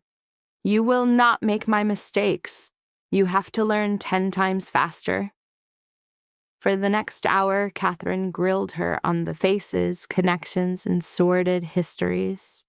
Lena's head throbbed, but a picture was forming, a dark web of power, loyalty, and blood. You're learning, Catherine said while packing her things. Next time, we work on reading body language. Until then, learn these faces. When Catherine was gone, Lena sat with the tablet, the faces of her enemies glowing in the dark room. They were the hunters in Moretti's jungle, the predators she had to outwit just to stay alive. As Lena stared at Natasha Volkov's image, Mara appeared in the doorway, the bearer of an impossible shock. You have a visitor, Mara said, her face a careful blank. Who? Your mother. The words seemed to bend the air in the room. Lena flew from her chair, the tablet clattering to the carpet. What? Where? She's downstairs, Mara replied softly. Mr. Moretti is with her. He sent me to give you the rules. The rules for what? For the visit. You get 15 minutes. You're not to speak about this house, Mr. Moretti's business, or your deal. Victor will remain in the room the entire time. Are you serious? I can't see my own mother alone. I'm only repeating Mr. Moretti's orders. If you want to see her, you will follow his terms. White-hot fury flared in Lena, a need to scream for the rights she'd lost, but her mother was downstairs. 15 minutes felt like a lifetime compared to nothing. Take me, she said. Her mother sat in a small parlor, perched on a velvet chair like she was afraid to leave a mark. She seemed older than Lena remembered, more gray in her hair, the lines of sorrow cut deeper around her eyes. The second she saw Lena, her breath caught and she was on her feet. My baby, she breathed. They met in the middle of the room and Lena collapsed into her mother's hug. The old scent of lavender was a lifeline to a time she was safe, and for a moment Lena was a little girl again. Then the cold truth of this house, of who she was now, came rushing back. Are you okay? Her mother asked, holding her back to search her face. They said you were, but I had to know. I am, Mom. I really am. Lena was sharply aware of Victor by the door, and of the near certainty that Moretti was listening from some hidden place. What about Dad? Is he okay? We're holding on. Her mother's eyes were red from too much crying. Your father wanted to come so badly, but they told us. I know he can't, not now. Lena gripped her mother's hands. I'm fine, I promise. This place? Her mother's gaze drifted around, taking in the grand furniture and the suffocating wealth. It's so big. Are you here by yourself? With my husband. The word tasted like poison. What about the staff? I haven't met them. Your husband, it all happened so fast. Her mother's voice started to crack. I'm so sorry, Lena. This is all our fault. If your father had just... Mom, stop, please. Lena saw Victor check his watch. Their time was running out. It is what my life is now. I am adjusting. But are you happy? The question was a physical blow. Happiness? The word felt like a foreign language. I am safe, she said, offering the only truth she had. That is what matters. Her mother's protest died on her lips as the door swept open, revealing Moretti. He was now clad in a tailored suit, a fortress of fabric that made him an untouchable magnate. With his approach, Lena felt her mother's body go rigid beside her. "Mrs. Ward," he began, his tone a polished weapon of politeness. "I hope the visit met your expectations." It did. Thank you for the privilege. Her mother's words were thin, brittle things. I had to see for myself that she was all right. "Lena wants for nothing here. You have my word." His hand settled on Lena's shoulder, a brand of possession that made her flesh recoil. "Unfortunately, I must cut this short. Pressing matters demand my attention." The dismissal was absolute. Her mother, recognizing the command, reached for her purse. "Please," Lena begged, "just another moment." "Your allotment of time has expired."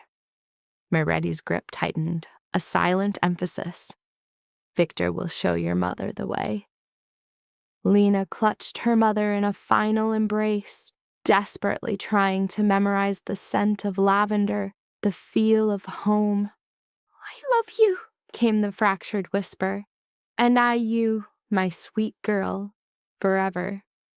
Then Victor was guiding her mother away while Moretti steered Lena toward the grand staircase. In that single motion, it was over. Lena held her fragile composure until the second-floor landing, where the dam of her control finally shattered. She tore her arm from his grasp and spun to confront him. Those 15 calculated minutes with her mother, after 2 months of crushing silence, felt to Lena like the most exquisite form of torment. His cool response to her pain was a stark pronouncement. All her human connections were now gifts from his hand. She raged at the charade they performed for her mother, only to be silenced by his final branding claim. She was his wife. But Lena knew she was a prisoner, and this visit had been nothing but a gilded tour of her cage. Moretti's logic was a chilling algorithm. The visit was merely a tactic to manage a nuisance at his gates, a problem threatening unwanted attention. He provided the smallest possible concession to quell the disturbance. Her scream that a mother is not an issue to be resolved crashed against the unyielding axiom of his world. Every person was simply an asset to be managed. He stalked toward her, pinning her with his proximity to the wall. "Do you desire more family visits? You will earn them. You will prove you can be trusted not to utter one word that might see them removed." "You couldn't." "I couldn't. But Dmitri Volkov could, as could Marcus Chen or Antonio Ricci." His fist struck the wall near her face. She flinched as if hit. "Your parents know you are here. This knowledge makes them a weakness in my defenses. The less they understand of my business, this estate, or my life, the longer their own lives will continue. Do you follow?" Lena's breaths came in frantic, shallow bursts. The immense heat from his body was a palpable threat, his cologne laced with the sharp tang of rage. "I follow," she managed to say. "Good." He remained impossibly close. "Your mother inquired about your happiness. How did you answer?" "I said I was safe." "A clever response." His gaze bored into hers, excavating her thoughts. "And is that true? Are you safe?" "Here." "With you?" The query stunned her. "I don't know. Am I?" "That," he said, "I do not know either." He finally stepped back, raking a hand through his hair. "This house is being watched. My security has been penetrated twice. Until I learn by whom and for what purpose, I can guarantee nothing." "That offers little comfort." "My goal is not to comfort you. It is to keep you alive." He pivoted toward his study. "Remain in your rooms tonight and bolt the door. Irina will stand guard outside should you need assistance." He vanished down the hall, leaving Lena with a heart that battered her ribs and the ghost of his heat on her skin. Sleep was an impossibility for Lena that night. She lay suspended in the oppressive dark, deciphering the groans of the great house. Each creak was an intruder, each whisper of wind a violation at her window. Long after midnight, she gave up the fight and drifted onto the balcony. Irina was supposed to be on watch, but a quick glance showed an unnervingly empty corridor. A cold dread coiled in her gut. Where was her guard? Lena snatched her phone, pulling up Moretti's contact, a number she swore she would never call. Her thumb hovered, trembling over the screen, when a sound from the floor below turned her to ice. Strained, muffled voices. She crept to her door, easing it open a sliver. The hallway was silent as a tomb, but the activity downstairs was unmistakable. Too many footsteps. A deep wrongness settled in the air. Ignoring every impulse to hide, Lena slipped out and moved toward the stairs. She clung to the shadows, her body pressed flat against the wall as the words grew distinct. The garden! She's been gone an hour at least. Ice flooded Lena's veins. Daring a look over the banister, she saw Victor Moretti and 3 others in the foyer. Between them, a form lay shrouded by a sheet on the cold marble. Identify, Moretti's voice commanded, devoid of all emotion. Maria, the housekeeper. Victor pulled back the cover. Lena caught a glimpse of the woman's face, a fleeting image of horror before she had to look away. Single shot to the head. Professional. Maria, the woman with the photograph, the one who had been too afraid to talk. Irina's position, Moretti pressed. Perimeter sweep, Victor stated, his jaw a line of granite. We repositioned everyone after the last breach. The timing was too perfect. Someone knew our protocols, knew exactly when to strike. A rat, Moretti hissed, the words low and lethal. Someone in my household is aiding the hunter. The evidence points to that conclusion, Moretti agreed, his gaze leaving the corpse. Find them. I want everyone on this staff broken down. I want their finances, their calls, their entire histories dissected. We have a traitor, and I want their head delivered to me. And the girl? Lock down the East Wing. Nothing moves in or out without my direct approval. And find Irina. I want to know why she was not at her post. Lena's pulse was a frantic drum against her ears. She had to get back, to disappear before being seen. But as she retreated, a hand clamped over her mouth, silencing her scream. An arm locked around her waist, lifting her effortlessly from the floor. Do not move, a female voice breathed into her ear. I will not harm you, but you must follow me, immediately. Lena fought, twisting against a grip of pure steel. She was pulled backward, away from the scene below, and into a passage she'd never seen. Cease your struggle, the woman warned. My only purpose is your survival. They turned a corner, and she was abruptly set free. Lena spun, her gasp catching in her throat as she faced Irina. What on earth is going on? Lena's voice was a ragged whisper. I am moving you to a defensible location, Irina replied, her face a mask of grim purpose. Maria's death was not random, it was a warning. A warning about what? About what happens to anyone who tries to help you. Irina took Lena's arm, pulling her toward a door at the end of the hall. Maria was not your enemy. She was trying to warn you. Warn me of what? Irina shoved the door open, revealing a tight stairwell, plunging into utter blackness. Of the one truly pulling the strings in this game. This is all completely insane. It will make sense, Irina promised, starting down into the dark and forcing Lena to follow. But first we have to get you out of the main house.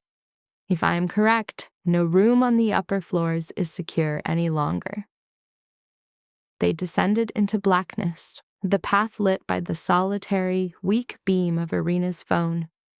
The staircase felt endless, the air growing colder and heavier with every step. At the bottom, they stepped out into what looked to be a wine cellar. After bolting the door, Irina led Lena through rows of priceless wine bottles to a hidden chamber at the very back. Inside was a cot, a table, and a steel cabinet. "What is this room?" Lena asked. "A safe hold. Mr. Moretti had it built when he bought the property. It is known to virtually no one." Irina produced a key, opened the cabinet, and removed a pistol, checking the magazine with an expert's economy of motion. "You will stay here until I can neutralize the threat. You can't just leave me down here." "I won't. I'll be right outside." Irina's eyes locked onto hers. "But I need you to trust me implicitly, Lena. Can you do that?" "I don't even know who you are." "I know, but right now I am the only friend you have." Irina's phone vibrated, and a quick look at the screen drew a quiet curse. "They've started the search for you. I need to go upstairs and create a misdirection." "What do I do if they find me?" "They won't. This room isn't on any of the blueprints. As far as anyone is concerned, this place doesn't exist." Irina turned back to the door. "This door opens for me and me alone. I don't care if it's Mr. Moretti, Victor, or God himself knocking, only I get in." "But how will I know it's you?" 3 knocks, a pause, then 2 more. She rapped the pattern against the wood. "That's our code. Any other sound, you stay hidden and you stay silent." Before Lena could agree, Irina was gone. The heavy bolt slid home, sealing Lena inside the cellar with nothing but a cot and her own spiraling terror. She sat, trying to process the chaos. Maria was dead. A viper was loose on Moretti's grounds, and her own guard had locked her away because the mansion itself had become a killing floor. The walls felt as if they were closing in. Lena pulled her knees to her chest, focusing on the rhythm of her own breath. In and out. Stay calm. Do not let the panic win. Time dissolved into a meaningless blur. It could have been minutes or hours. She had no way to tell. Her phone had no service, and a single bare bulb gave no hint of day or night. Then a sound. Footsteps right outside. Lena went rigid, every nerve ending firing. 3 knocks, a short silence, then 2 more. She threw the bolt and opened the door.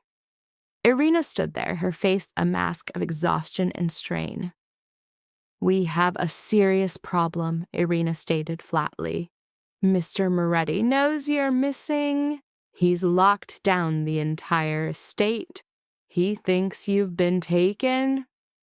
"You didn't tell him where I am?" "I can't. Not yet." Irina began to pace the small room. "I need more time to find the traitor before you just reappear. If the wrong person finds out you're safe, they'll just try again." "So what's the plan?" "We watch and we wait." Irina held up her phone, revealing a grid of security camera views. "I've patched into the main surveillance network. We can see everything from in here."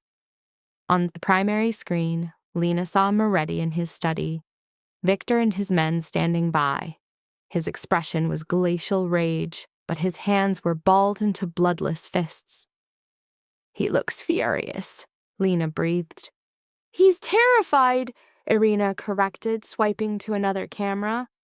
"I have never seen him like this. He's torn this house apart looking for you." "Because I'm his property, his little investment." "If that's the story you need to tell yourself," Irina said, her gaze sharp. "But I've worked for Mr. Moretti for 3 years. I have never seen him lose control this way. Not for business, not for money, not for anything. Lena watched as Moretti suddenly stood and swept his desk clear in one savage motion before stalking out of the room.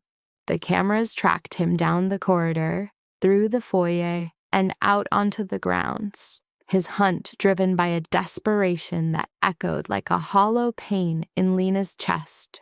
"I have to tell him I'm all right," she said. "Not yet. Give me 2 more hours. It's enough time to narrow the list of suspects." Irina switched camera angles. "Right now, it could be anyone. Half the staff is terrified, and the other half looks guilty just because they're panicking. I just need a little time to cut through the noise. And if you can't find them in 2 hours, then you walk out there and we deal with what comes next." Irina's jaw was tight, her hope for a cleaner solution fading. Lena's eyes stayed glued to the screens as Irina flipped through the feeds. The kitchen staff huddled together, a knot of nerves. Security teams swept across the lawns. Mara stood watch outside Lena's bedroom, her face a perfect mask of anguish. And Moretti was a ghost, appearing everywhere at once. His search growing with a ferocity that was beginning to scare Lena more than anything else that night. "There," Irina whispered, freezing an image and zooming in. "Look at that!" The monitor showed a shape moving through the gardens. The person was dressed head to toe in black, moving with purpose toward the east wing.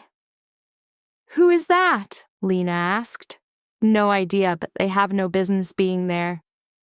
Irina was already moving. "Stay here. Lock this door. Don't open it for anyone."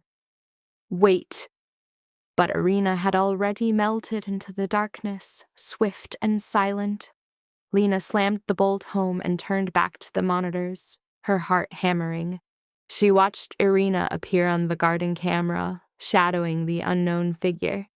She saw them both disappear around a hedge, out of the camera's view. And then the screen went black. All of them. Every camera died at the same instant. Lena stared at the blank monitors as a cold, pure panic began to choke the air from her lungs. Something was terribly, horribly wrong. She was already moving for the door when she heard them. Footsteps in the wine cellar beyond. More than one person, their pace unhurried.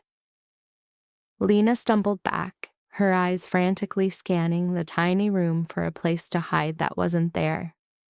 The footsteps stopped right outside. A voice muffled by the thick wood called out, "I know you're in there, Lena." It wasn't Irina's voice, it was a man's. It sounded familiar, but she couldn't place it. "Come on out. I'm not here to hurt you. We just need to talk." Lena flattened herself against the cold stone, trying to make herself stop breathing.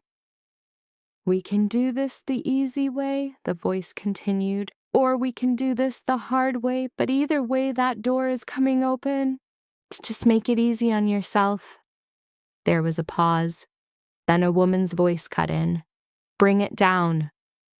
The sound of metal slamming into wood exploded through the room as the door began to splinter. Lena looked wildly for a weapon, but the cell was empty. The door crashed open, and standing in the frame was the very last person on earth Lena would have ever expected to see. Mara. Just then, a figure emerges from the shadows behind Lena. He is tall, with dark hair and the same terrifyingly cold eyes as Moretti. He smirks, greeting her with "Hello, sister-in-law," and says his name is Elias. It's time, he adds, to talk about his brother. Lena's world shrinks to this man, a mirror image of Moretti, radiating the same dangerous power. But here's the crucial difference. Where Adrian projects a cold, disciplined control, Elias exudes a raw and chaotic threat. Lena can only whisper Mara's name, asking why she is here. Mara's answer is like ice. "Doing my job." She steps inside, her face a mixture of apology and hard resolve, adding, "I'm sorry, but this has to be done." As Lena reels from the betrayal, Elias simply says, I told you I'm Elias Moretti. The man closes the distance, backing Lena against the wall. Adrian's little brother, he explains. The one he threw out 5 years ago for questioning the boss. Lena is completely lost. He tells her, "You don't need to understand. You just need to obey." He motions toward the door, saying he prefers quiet but isn't afraid to use force. Lena demands, "Where's Irina?" He replies casually, "Tucked away in the garden. She'll have one hell of a headache, but she'll live." His smile isn't like Adrian's. It's made of sharp edges. "Unlike my dear brother, I don't take lives without a very good reason." Lena spits that Adrian will find him, but he cuts her off. "And do what? Tear the place down?" "My dear, he's already started." Elias holds up a phone, showing a live feed of Adrian in a state of total breakdown, stalking the halls in a silent rage. "He's losing his mind looking for you. It's quite something. I didn't think he had it in him." Lena denies it. "He doesn't care. I'm just an asset." Elias seems to find this hilarious. "Sure, you keep telling yourself that. I've been watching you two for weeks. The way he looks at you when he thinks no one can see. That's not business, sister-in-law. That's something much messier." The truth hits Lena like a physical blow. "You were the one watching me. The picture, Maria, everything." Elias confirms it. Maria was just Mara's contact. With a horrifyingly casual air, Elias notes the old woman grew a conscience, a complication that needed to be removed. He then turns back to Lena, explaining his whole plan was a test to find Adrian's breaking point. When she asks if she is that weakness, his confirmation is both immediate and absolute. As Elias urges them to leave, Lena's eyes search Mara's for the protector she knew, but finds only the blank, efficient mask of a stranger. Her question of how long the deception has gone on is met with the devastating truth that rewrites their entire past. Revealing Mara's loyalty was sworn long before she ever met Lena. Mara's confession is a strange mix of sincere regret that's buried under the cold reality of her actions.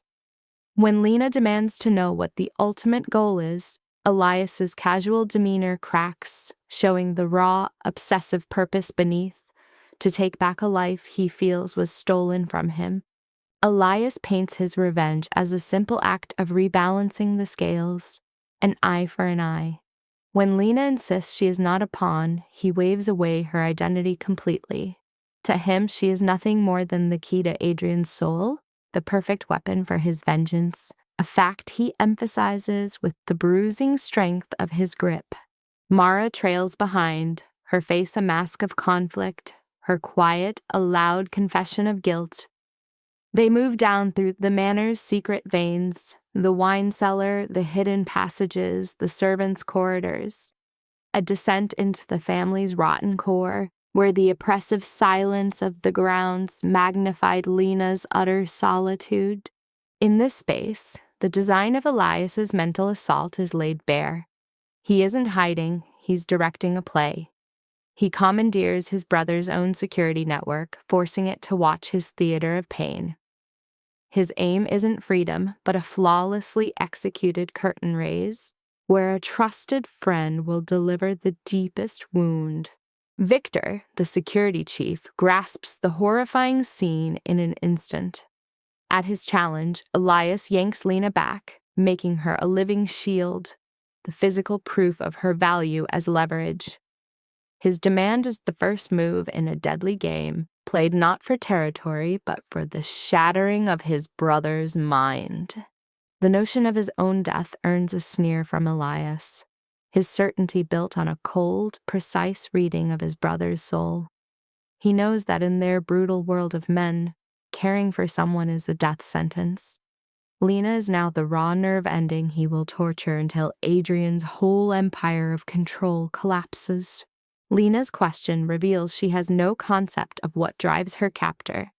Elias clarifies his aim isn't a merciful end, but the slow torment of a life ruined. He wants to carve a wound into his brother identical to his own, to watch him lose the one thing he cherishes most. Elias shatters Lena's last shield of denial with the detached cruelty of a phone. Its screen acts as a brutal portal to Adrian's heart, streaming the precise second his iron composure cracks. The sight of the blood leaving Adrian's face is the stark, irrefutable evidence of how much she means to him. Elias forces Lena to watch the emotional devastation, turning her into an audience for the weakness he now controls. Adrian's expression shifts through disbelief, then fury, then to pure terror, proving how deeply he is bound to her. To Elias, it is the flawless opening act. The snare is set. The terrifying rationale of Elias's plan becomes clear. A situation crafted for maximum anguish with no escape. He solidifies her status as an object by calling her collateral damage, a term that erases her humanity, reducing her to a regrettable consequence in their fraternal war. Lena's plea for sanity shatters against the unshakable foundation of Elias's history. His version of the past is absolute. 5 years ago, Adrian saved himself through an unforgivable betrayal, and the empire he now commands was built from the wreckage of Elias's existence. The statement that this fight concludes tonight triggers the final scene. From the darkness, Adrian appears, a lone form humming with tremendous controlled pressure. The scene is locked, and Elias's simple greeting, "Hello, brother," carries the full weight of their broken past. Elias's hand rests on Lena's shoulder, a steady, physical reminder of his power. Adrian tries to define this as a matter between them, but Elias coldly refutes him. Lena is the reason. She is not an observer, but the fatal weakness in Adrian's defenses. A point he proves by squeezing her shoulder hard. After listing his futile efforts to destroy Adrian's world, Elias exposes the single, ruinous flaw he found. In the toxically masculine code they live by, love isn't power, but a massive, stupid mistake. The charge hits not as a slight, but as a terminal diagnosis that freezes Adrian in place. Adrian's instinctive denial is fragile, shattered with the cruel choice Elias presents. The demand is engineered to compel a public surrender of pride, the sole coin of Adrian's realm. In the tortured, silent glance that passes between Adrian and Lena, the crushing gravity of this decision becomes brutally apparent. The plea that breaks from Adrian's lips is a cataclysmic moment. Love has broken the powerful man. Elias's victorious laugh is the sound of absolute triumph, having crafted the final humiliation. Adrian's following offer to trade his life is the complete and total capitulation of his pride. Elias callously rejects the offer, showing that the spectacle of disgrace is worth more than vengeance. He orchestrates the moment like a vicious director, using a sickened Mara as a tool to heighten the tension. His order for his brother to get on his knees is the next phase of this carefully planned degradation. Adrian obeys without pause, dropping to his knees on the damp ground to speak the words Elias has waited years to hear. His confession of selfishness and betrayal is stark and unvarnished. Though Elias instinctively shouts, "Liar," Adrian's voice holds the clear echo of a bitter, buried truth. Instead of mending the hurt, the apology only fuels Elias's entrenched fury. It cannot give back 2 stolen years. His rage reveals his real goal, not to be made whole, but to destroy. He presses the cold steel of a gun to Lena's temple, making his intentions plain. He will watch his brother lose it all. Elias lays out the last savage deal, her life in exchange for his. Adrian accepts instantly, and Lena finds her voice, denying she is worth such a price. But Adrian silences her objection with a final, powerful statement of her worth. redefining their world with one phrase: "You're worth everything." Believing these are his last moments, Adrian confesses not his sin against Elias, but his emotional neglect of Lena. He tears down the businesslike premise of their marriage, ending with a hesitant but deep declaration of love, a truth exposed only by the shadow of his own death. Elias meets this raw display of emotion with a cold laugh, waving it off as hollow words from a brute. But as he raises his weapon to pass sentence, the story is violently upended. Irina, thought to be dealt with, emerges, her claim that the feeling means everything, a direct challenge to his worldview. In a flash, the killing field is exposed as a tactical ambush. The power dynamic flips completely as Victor's men materialize, their guns turning the aggressors into prey. Irina's cool account of her escape highlights Elias's deadly mistake of misjudging his foes. The party has decisively ended. In the static scene, Elias's mental fortitude audibly fractures. Yet the breaking point comes from inside his own circle. Mara's gun lowers, morality finally winning over loyalty. Her silent capitulation marks the total disintegration of his command, and he hisses the word at her: "Traitor." Mara spells out the ethical boundary she refused to cross, drawing a line between mind games and cold-blooded murder. Her charge that he has lost himself seems to be the final mental strike that breaks him. In that moment of collapse, Adrian moves, pulling Lena to safety and finishing the standoff. Amid the disarray that follows, Adrian's attention is fixed, his urgent care for Lena eclipsing everything. Her direct question, "You love me?" makes him face the public fallout of his private confession. His dry confirmation accepts that a secret feeling is now an undeniable public truth. His soft touch is a check to confirm she is solid and real. His words, "You're mine," are transformed. No longer a claim of possession, but a vow of total protection. The sharp visual opposition of the brothers tells the whole story. One is the picture of contained strength, the other a shattered ruin.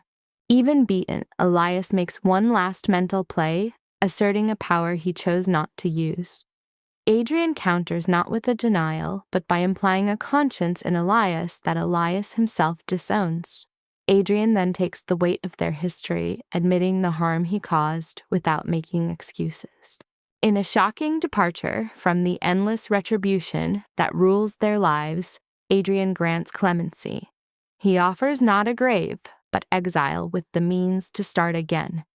This mercy is so unforeseen, it renders Elias silent. The reason given is not tactical, but a plea to the single tie that betrayal failed to sever: blood. Adrian explains his mercy is both a payment for his own sins and a promise to avoid more loss. As the orchestrators of the night's horror are removed, the garden becomes a place of quiet thought. Irina's closing assessment pinpoints the true cause of the breakdown: the volatile frailty of the human heart. Securing Lena's well-being was the one factor that was ever important. Pulling her close, Adrian sent Irina away into the moonlit dark, carving out a delicate haven just for them. Lena stared at him, trying to merge the image of the man who would die for her with the one who had imprisoned her. The vulnerable question of love is met with a raw, simple reply. For Adrian, admitting it is the last surrender of his emotional armor. He describes losing a war against her very being, a power that demolished his fortress of control, a soul that would not be erased as he had intended. She saw the two men within him, the proprietor who had purchased her like an asset, a permanent stain on his honor.